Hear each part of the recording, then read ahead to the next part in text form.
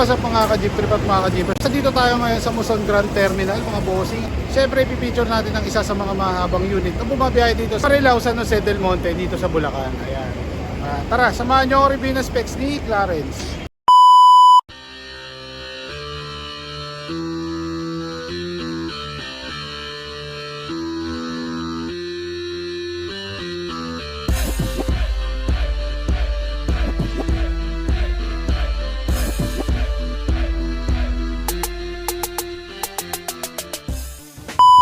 Ayan, so magandang araw sa inyo lahat. Kasama natin si Boss Elmar. Si Boss Elmar ang hinete neto ni Clarence. Sir, kwento mo naman kami about sa unit natin. Saan gawa etong si Clarence? Ay kikadoming to sa may parting Santa Maria, Bulacan. Tibera Motors, kilala dito sa Bulacan yun. De Vera. Yes, no? boss. Ayan, ayan. So, boss, ano makina neto ni Clarence? Suso, Ford BG. BG. Yes, boss. Ayan, pwede makita, boss. Check natin yan. Si Marubay, nakakahiya, pero sige. Nako. Iyon o mga bossing, 4BG1 Isuzu. Ayan, ito ang kanilang makina. Sir, kamusta to sa diesel consumption? Napakatipid, Tipid, ano? sobra. Sa isang buong araw ng biyahe, magkano inaabot ang diesel natin? Pinakamalaki na, 900. 900. Ayan. So umaga hanggang ano yun? Ngayon, Gabi na, no? Ayan. So simula nung ginawa to, sir, ilang beses na overall? Dalawa pa lang, Dalawa pa lang. puro minor. So kumbaga anong year model nga pala ulit to? 2012. So from 2012 hanggang ngayon, 2 times pa lang. Yes, boss. Ano yan? Dukot lang o general? Dalawang tukot. Dalawang dukot. Ayan. So hindi pa siya na-general. Di pa, So hindi ganun katibay si BG1, ano? pa. Siguro natapatan lang namin na maganda yung nakuha namin natin. Ayan. Ano ba to, sir? Basal to, yung talagang pina-assemble kay De Vera. Oo, basal. Ayan. Paano yung makina kayo na bumili? Kami umango sa sa plaza. Sa plaza. Ayun, sa Blooming Treat pala siya galing, mga boss. Sa transmission, anong gamit natin dito? 8, Okay, 5 speed, 6. 5 speed lang. 5 speed, no? Ayan. So, itong, ano niya, uy, original pa to. Tanso pa ata to, sir, no? 2 rows. 2 rows, ayan. O, ito, sir, kasama na to sa ano niya. Sa pinagawa natin, itong air cleaner. Ay, kasi siyempre nga kasama yung Jeep. Ayun, okay. Preno, nagamit natin dito, sir. D5. D5. Ayan. So, sa D5, sir, hindi pa naman tayo nakaka-experience ng nalulusutan, gano'n. Ang karaniwan naman yung goma-goma lang sa gulong, mga wheel cap. Usually, ganun lang ang maintenance ni D5, no? Oo, puro ganun. Ayan. At saka dito sa ruta nyo, hindi naman hatawan eh, no? Oh, medyo malapit lang kasi, tsaka hindi lang mo Jeep dito sa amin. Yun. Pila-pila lang. Pila-pila lang, no? So what? Terminal to terminal na, kabila Yes, lang. boss. Ayan. Okay, tumako tayo dito sa gulong nila, bossing. Ayan. Sa gulong nila, sir, dito since hindi ganun kalamog yung biyahe, gano'ng katagal tayo bago nagpapalit ng gulong? Mga 3 taon, basta brand new gulong. Uy, 3 taon, no? 3 taon. Okay, so, ang solid naman yan, sir. Ito, ano na to, magdadalawang taon Magdadalawang taon na to, si MRF. So, Mga kakapal pa. 700 by 15 to, mga bossing. Ayan. So, naka-high ace na hubcap si bossing. Ito, sir, saan natin nadali yan? At nilas, tabi-tabi. Ayan. Okay, bakit pala Clarence pinangalan dito sa unit natin, boss? Yan kasi yung paborito nga po. Paborito nga po. Ayan. Okay.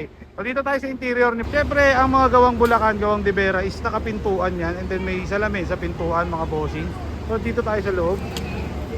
Okay. So, sir.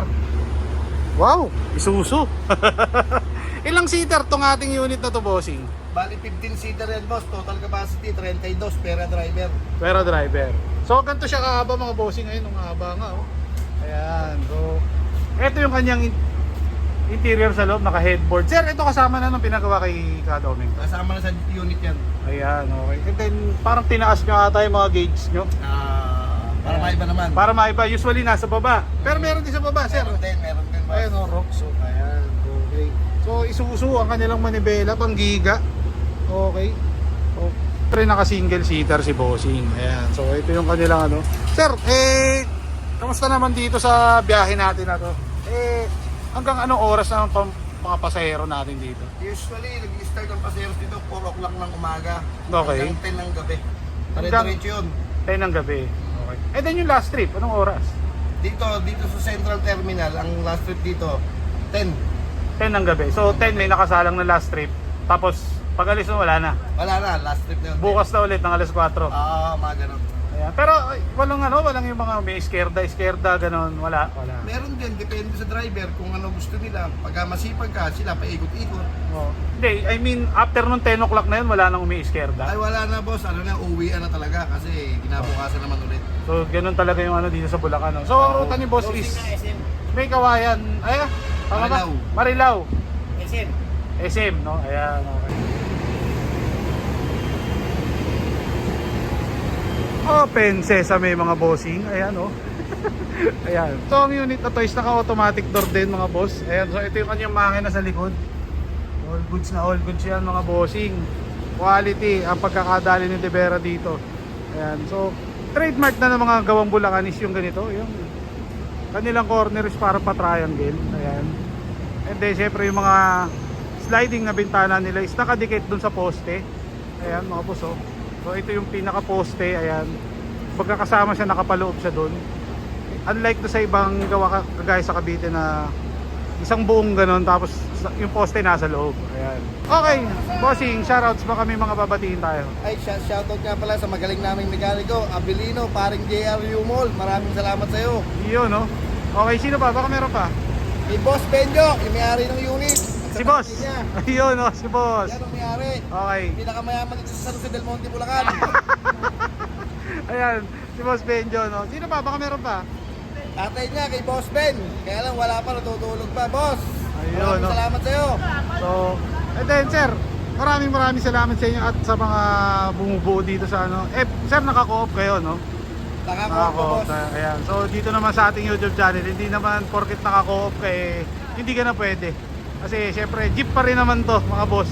Ayan. So, sir, maraming salamat. So, shoutouts po kami mga babatiin kayo. Shoutout nga pala kay Paring JRU Mall, yung aming mekaniko ng jeep. Okay. Mga sasakyan namin, mga nagme-maintenance. Okay. At, Salamat din kay Gats TV. and then, ayun, salamat, sir. May balak ba tayong papugiin palalo to in the near future? Hindi natin ulit yan. Ayan, so may part 2 pa itong ating episode. So antay-antay lang, hihilamusan mo sir, no? Siyempre. Ano yung mga project na gagawin natin dyan? Ayaw nila musa ng bubong. Okay, Tapos, kultural yung ilalim, tsaka ipapin. popping. Ayan, para bumalik sa dating alindog, no? Ayan, sir, maraming salamat po. At abangan ang part 2 ni Clarence dito mga boss.